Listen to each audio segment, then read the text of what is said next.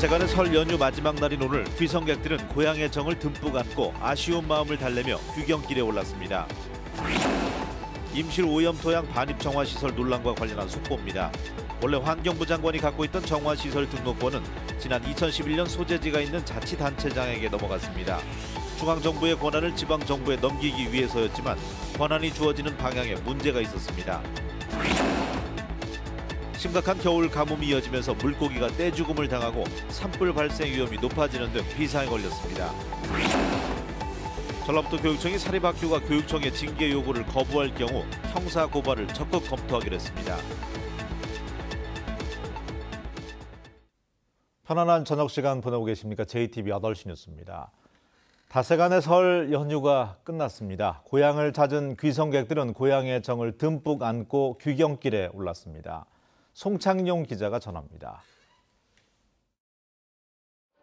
버스터미널이 집으로 돌아가는 귀경객들로 크게 붐빕니다.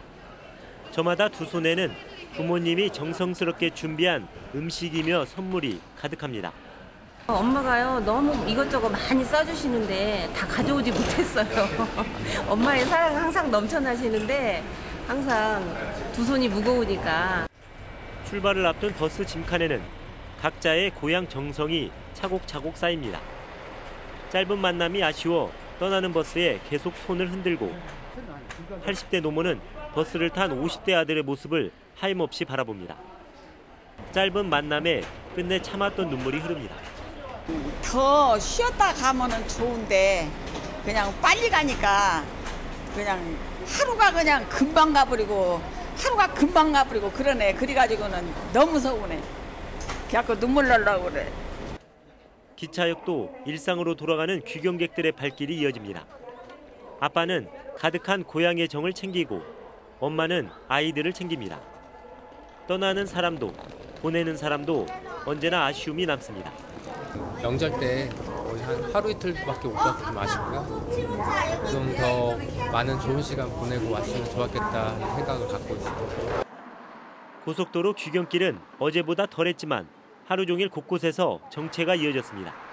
특히 천안 논산 고속도로와 서해안고속도로 서산과 당진 등 충청권에서 차량들이 제속도를 내지 못했습니다.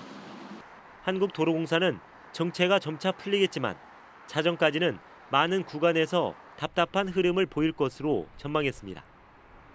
JTBC 뉴스 송창용입니다.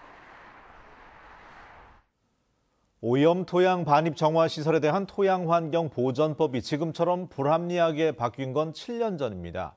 환경부 장관이 갖고 있던 시설 등록권이 토양정화업체 본사 소재지가 있는 자치단체장에게 넘어간 건데요.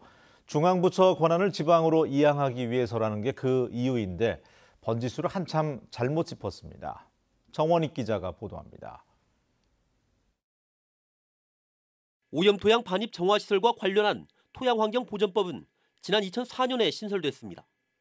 당시 시설 등록권은 환경부 장관이 갖고 있었습니다. 하지만 지난 2011년 7월 갑자기 정부는 시설 등록권을 토양정화업체 본사 소재지의 시도지사에게 주는 내용으로 개정안을 발의했습니다. 황당하게도 중앙부처 권한의 지방 이양을 확대해 지방자치 운영 기반을 강화하기 위해서라는 게 이유였습니다. 거기에서 결정이 되어서 지자체로 그 당시에 그때는 분위기가 다 위원회에서 결정되면은 이양되는 저거였습니다. 검토를 맡은 당시 차관복급 국회 환경노동위원회 수석전문위원도 별 문제가 없는 것으로 판단했습니다. 권한이 주어지는 방향에 큰 문제가 있다는 사실을 간과한 겁니다. 진정한 중앙부처 권한의 지방 이양이라면 정화시설이 들어서려는 곳의 자치단체장에게 시설 등록권을 주는 게 가장 합리적이기 때문입니다. 지방으로 권한 이양되는 부분에 대해서는 저희들도 바람직한 현상이라고 보기는 봅니다. 다만 이양되는 과정에서 그런 세밀하게 다루지 못한 부분이 바로 토양환경보전법의 그 허점이라고. 불합리한 조항을 안고 국회를 통과한 이 개정안은 다음 해인 2012년 6월 공포되면서 분란의 주범이 됐습니다. 이를 다시 합리적으로 바꾸기 위한 개정안이 7년 만에 발의될 수밖에 없었던 분명한 이유입니다. JTBC 뉴스 정원익입니다. 지난주 모처럼 눈이 내렸지만 올겨울은 유난히 눈 보기가 힘듭니다. 심각한 겨울 가뭄으로 물고기가 떼죽음을 당하고 대기가 건조해서 산불 예방에도 비상이 걸렸습니다. 주혜인 기자가 취재했습니다. 바닥을 드러낸 저수지에 물고기 수천 마리가 죽어 있습니다. 그나마 숨이 붙어있는 물고기도 물길이 끊겨 꼼짝없이 갇혀버렸습니다. 올겨울 비다운 비가 오지 않아서 저수지가 말라버린 겁니다. 내가 여기 거주한 지가 한 80년 되었는데요. 저런 꼴은 처음 봤어요. 물이 고인 곳을 찾아 물고기들이 이곳 저수지 상류까지 올라왔지만 계속되는 겨울 가뭄으로 물이 모두 말라버린 탓에 이렇게 집단으로 폐사한 겁니다. 공기도 메말라 산불 위험이 커지자 전라북도는 산불 조심 기간을 한 달 앞당겨 지난달 내내 비상근무 체제를 가동했습니다. 지난 12월부터 전주에 강수량이 1mm가 넘는 비다운 비가 내린 날은 고작 7일. 올겨울 누적 강수량은 41.8mm로 평년의 35%에 불과합니다. 같은 기간 적설량도 지난해보다 20cm가량 적은 5cm밖에 되지 않습니다. 서쪽에서 동쪽으로 강하게 흐르는 상층 기류에 막혀 북쪽에 찬 공기가 내려오지 못해 눈구름이 만들어지지 않고 있습니다. 이번 달 비와 눈이 예보돼 있긴 하지만 양이 적어 겨울 가뭄 해결엔 역부족입니다. 일요일은 기압골의 영향으로 흐리고 비가 오겠으며 그 밖의 날은 고기압의 영향으로 대체로 맑고 특별한 비 소식은 없겠습니다. 한 달가량 지금 같은 상황이 이어질 경우 농업용수와 식수까지 걱정해야 되는 상황을 맞을 수도 있습니다. JTB 뉴스 주혜인입니다. 전북교육청이 사립학교가 교육청의 징계 요구를 거부할 경우에 형사고발을 적극 검토하기로 했습니다. 부정부패 등 각종 사회적 문제를 야기한 사립학교에 대해서는 엄정 조치하겠다는 의지로 풀이됩니다. 조창현 기자입니다. 한 사립학교 교장은 자신의 학교 회계관리 시스템 인증서를 내부 직원에게 양도했습니다.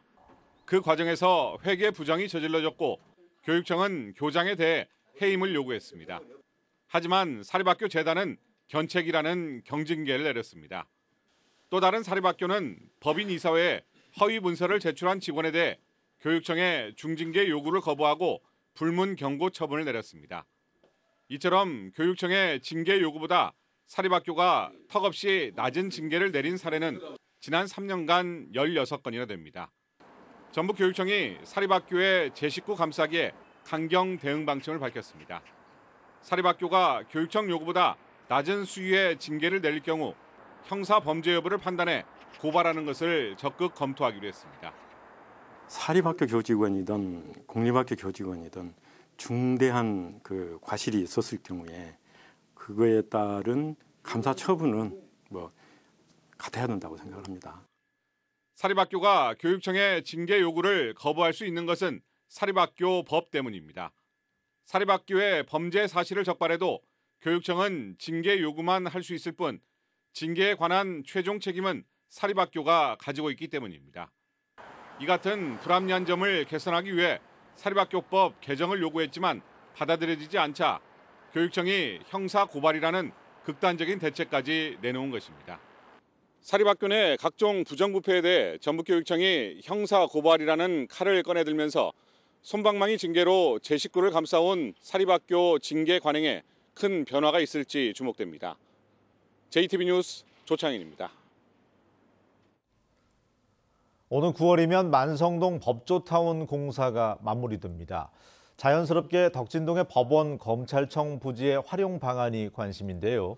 문화공간이라는 큰 틀이 확정이 됐고 법조 3현 기념관도 논의되고 있습니다. 오정현 기자입니다. 28,000제곱미터 규모의 전주지방법원과 검찰청 부지입니다. 이곳이 전주시가 추진하는 덕진권역 뮤지엄밸리의 핵심 공간으로 조성됩니다. 문화체육관광부가 이곳에 한국문화원형 콘텐츠 체험 전시관을 건립하기 위해 올해 3억 원을 들여 타당성 용역을 실시합니다. 또 법무부가 법조 3현 기념관을 이곳에 짓도록 전주시는 올해도 예산 반영을 요구할 계획입니다. 법원 검찰청 부지를 중심으로 한국문화원형 콘텐츠 체험 전시관과 법조 3현 기념관을 건립하고 지난 23일에는 기획재정부가 전주지방법원 부지를 국유재산 선도사업지로 선정해 문화창업공간으로 조성하겠다는 계획을 발표했습니다. 한국토지주택공사가 올해 안에 사업계획을 마련해 기재부의 승인을 얻도록 돼 있습니다. 전주시는 문화밸리를 중심으로 한 사업이 반영되도록 LH 문체부와 협의해 나갈 계획입니다. LH 전주시 문체부랑 같이 어떻게 그 공간을 효율적으로 활용할 것인가, 그리고 혁신 성장 거점으로 만들어 나갈 것인가는 더욱더 앞으로 계속 노력해서 협의해 나갈 계획입니다. 법원과 검찰청 부지의 활용 방안이 잇따라 중앙정부 사업계획에 반영됐지만 문화밸리에 걸맞는 확실한 문화거점 공간을 확충하기 위해선 전략적인 접근이 뒤따라야 할 것으로 보입니다. JTB 뉴스 오정현입니다. 군산시가 침체된 지역경제 활성화를 위해서 장기 일자리 종합계획을 내놓았습니다. 군산시는 창업과 청년 일자리 등 5대 사업을 통해서 오는 2022년까지 장기 일자리 17,000개와 단기 일자리 5만 개 등 모두 6만 7천 개의 일자리를 만든다는 종합계획을 수립했습니다. 군산시는 일자리 종합계획이 차질 없이 추진이 되면 2022년까지 고용률 61%를 달성해서 선순환 자립경제의 토대를 구축할 수 있을 것으로 기대하고 있습니다. 공모 절차가 진행되고 있는 대한축구협회 축구종합센터의 후보 지역이 이달 중순에 1차 압축됩니다. 대한축구협회는 군산, 남원, 장수 등 전국 24개 신청 지역을 8개에서 10개가량으로 압축한 뒤에 현장 실사를 거쳐서 빠르면 오는 3월 무렵 사실상 최종 대상지를 선정할 계획입니다. 전라북도는 10년간 생산 유발 효과가 2조 8천억 원, 고용 유발 효과가 4만 2천 명에 이를 것으로 전망되는 만큼 설 연휴 이후 축구협회를 방문하는 등 도내 시군에 대한 지원에 나설 예정입니다. 내일부터 도내 비평준화 일반고와 특성화고, 자사고 등 68개 고등학교에서 추가 모집을 실시합니다. 추가 모집은 8일까지 이틀간 이루어지며 특목고와 특성화고에서 1,160명, 외고, 자사고, 비평준화 일반고에서 1,050명을 선발합니다. 추가 모집 전형은 100% 내신으로 이루어지며 합격자는 오는 15일 해당 학교별로 발표합니다. 전주시가 초고령 사회에 대비하기 위해서 보건복지부가 실시하는 지역사회 통합 돌봄 시범 사업을 유치하기로 했습니다. 보건복지부는 노인, 장애인, 노숙인 등 4개 분야에서 8개 지자체를 대상으로 지역사회와 함께하는 지역주도형 서비스를 올해 시범사업으로 추진할 계획입니다. 전주시는 이 가운데 독거노인의 낙상을 막기 위한 주택 개조, 방문 건강, 퇴원 환자의 지역 복귀 등 30여 가지의 사업 계획서를 준비해서 정부 공모에 참여하기로 했습니다. 군산시가 오래된 소규모 공동주택을 대상으로 주거 개선 지원 사업을 추진합니다. 군산시는 지어진 지 10년이 넘고 전용 면적이 60제곱미터 이하인 소규모 공동주택단지 53곳을 대상으로 내외벽 도장 공사와 옥상 방수 공사 등 개보수 공사를 추진합니다. 군산시는 입주민 대표가 개보수 사업 계획서와 신청서를 제출하면 2,500만 원을 지원할 방침입니다. 군산경찰서는 아내를 흉기로 찔러 살해한 혐의로 54살 A씨를 붙잡아 조사하고 있습니다. A씨는 오늘 새벽 2시 반쯤 군산의 집에서 아내 45살 B씨와 말다툼을 벌이다 흉기로 B씨를 찔러 살해한 혐의를 받고 있습니다. 전북은 내일 흐린 가운데 아침에 비나 눈이 조금 내리겠습니다. 낮부터는 차차 맑아지겠습니다. 내일 아침 최저 기온은 영상 1도에서 3도, 낮 최고 기온은 3도에서 6도로 오늘보다 7, 8도가량이 낮겠습니다.